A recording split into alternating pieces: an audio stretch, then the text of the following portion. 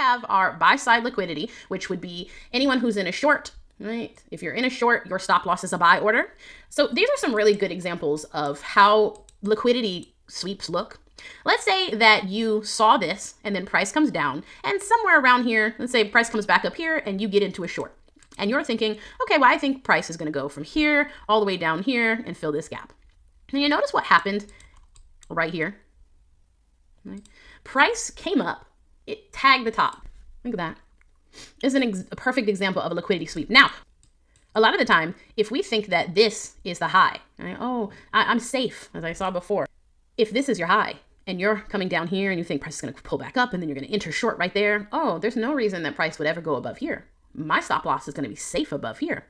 Look at what it does. It comes right up, bing, bounces right off the top, and then off to the races, all the way down to the location that you thought price was going to go to before, to the tick, right?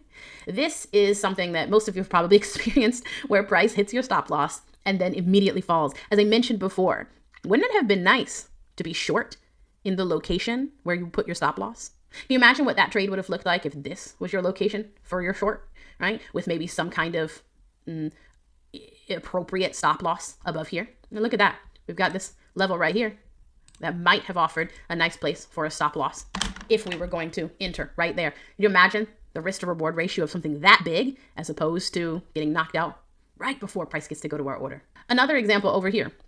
Here you are thinking that price is going to go up somewhere here. Maybe you think we're going to get over to this gap and we're going to fill it, right? So you say, okay, well, I really like this pin bar. Right? This pin bar swept liquidity right here. Boom, turned around. Perfect opportunity for a reversal. I'm going to go long, get a 1-to-3 ratio. Cool. Price goes above it and you're thinking we're going to head right up here. But what happens?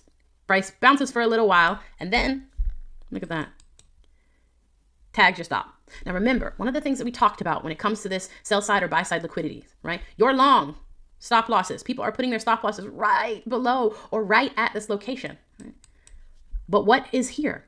A lot of stop losses are down here. So the market, right? That comes all the way down. It snags all of this and it gets all of that fuel in the form of knocking people out. Knock out, knock out, knock out, and then directly to the location where you thought price was going to go. Think about how you might be able to change. Either instead of taking your trade here, maybe we take the trade at the halfway point when it comes here, which allows us to move our stop loss down a little bit farther, right? Or maybe we do, as mentioned before, and we come all the way down and we put our entry at the location where most people's stop losses are. Think first, where are all the stop losses at? Do I want to put mine in the same location? Absolutely not.